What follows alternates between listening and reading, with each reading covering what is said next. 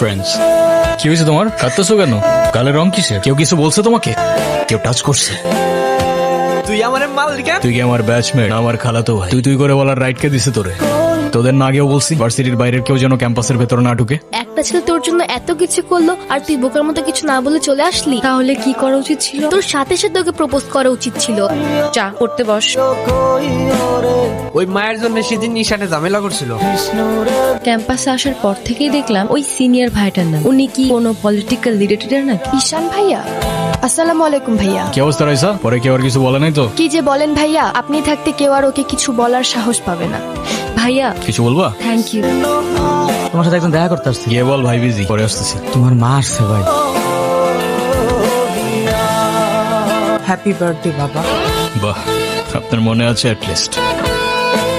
এই দিনটা আমি কি করে ভুলতে পারি বলো? আপনি সবই পারেন।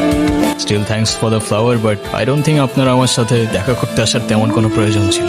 মায়ের সাথে কেউ এভাবে কথা বলে? আমার মা আমাকে অনেকগুলো বছর আগেই ছেড়ে চলে গিয়েছে। আমি তোমাকে ছেড়ে যাইনি, সত্যি বলতে ওই সময়টাই ওইরকম ছিল। মনে করিয়ে দেওয়ার প্রয়োজন নেই, আমি ভুলিনি আর কখনো ভুলবো না। আমি আপনার আঁচল ধরে বারবার বলছিলাম, মা আমায় ছেড়ে যেও না।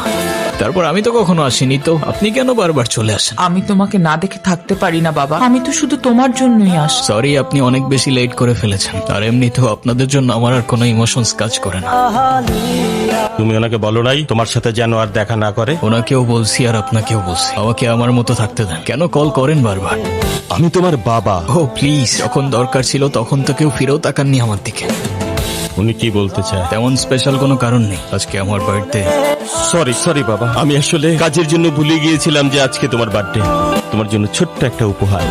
আমার জীবনে দুইটা জিনিস খুব অপছন্দ জানেন, এক আপনার টাকা আর তুই আমার মায়ের ভালোবাসা। দুটোই ফেক। তুমি যা বলবা তাই হবে। মা দেখো না মা। যাও তো। এই শোন, তুই না ঈশান ভাইকে প্রপোজ করে দে। তুই যাবি এখান থেকে নাকি আমি কি ডাক দিব? বলে দিস কিন্তু, বেশি দেরি করিস না।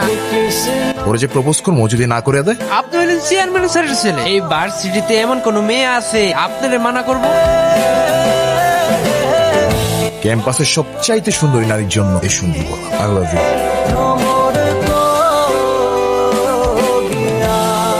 তুই কি ডিরেক্ট প্রপোজ করে দিছিস? সবকিছু কি ডিরেক্ট বলতে হয়? কিছুটা তো বুঝেও নিতে হয়। যদি না বুঝে তুই ভাইকে ফোন দিয়ে বলে দে না। অসম্ভব, আমি কাউকে কল দিতে পারবো না। তিথি, আমি ফোন দিতে নিষেধ করছি, কাউকে ফোন দিবি না। হ্যালো, আসসালামু আলাইকুম। কে বলছেন? ভাইয়া আমি তিথি। আপু কি যেন আপনাকে বলবে। কি বলবো আমি?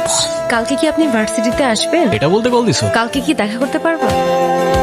হাসছো কেন? নাম কি ওর? মৌগলি, আমার একমাত্র বিশ্বস্ত বন্ধু। একমাত্র বিশ্বস্ত বন্ধু হতে পারে না? তা হতে পারে, কিন্তু তবু এত মানুষ থাকতে কুকুর কেন? কারণ ওরা মিথ্যা বলে না, ধোকা দিতে জানে না, আর ওদের জন্য এতটুকু করলেও না সারাটা জীবন কৃতজ্ঞ থাকে। আপনি নিজেকে যেমন দেখান, আপনি আসলে এরকম না। নিজেকে যেমন দেখাই? কেমন দেখাই আমি? এই যে সব সময় রুট থাকে, মনে হয় নিজেকে নিজের থেকে লুকিয়ে রাখছে। নিজেকে নিজের থেকে লুকিয়ে যদি একটু ভালো থাকা যায় তাহলে আই গেস সেটাই বেটার অপশন। আপনারা তো কষ্ট কিসের? সে থাকুক না, জেনে কি করবা? বলে দিলে তো আর কমে যাবে না, তাই না? কমবে না বুঝলাম, তবে ভাগাভাগি করে নিলে ক্ষতি কি? এই না বন্ধু, একটু মিষ্টি মুখ করে নাও। ওকে, তুই ওদের সাথে ঝামেলা করতে গেছিস কেন? তুই কি রাস্তার বলা পান যার তার সাথে মারামারি করবি? ভাই আমি কেমনি এমনি ঝগড়া করতে গেছি। কেন ওরা তোর ঘাড়ে উঠা বসছিল? ভাই অনুতির গায়ে হাত দিয়েছে ওরা ভাই। বাদ দাও না ভাই, চলো ভাই। তুই যা ভাই চলো না ভাই। তোরে যাইতে বলছি আমি। যা। দেখ ভাই, তোর ক্লাব লাগবে তো দিয়ে যা তুই। আমি তোকে কিচ্ছু বলবো না, কিন্তু অনুর থেকে দূরে থাক। ছোট থেকে জীবনে কারোর ভালোবাসা পাই, ওকে আমার থেকে কেড়ে নিস না ভাই। আমার লাইফে আমার বাবা মা সবগুলো ভালোবাসাকে আমি হারাই ফেলছি। ও ছাড়া আমার জীবনে এখন আর কেউ নাই। ওকে হারানোটা এফোর্ড করতে পারবো না আমি।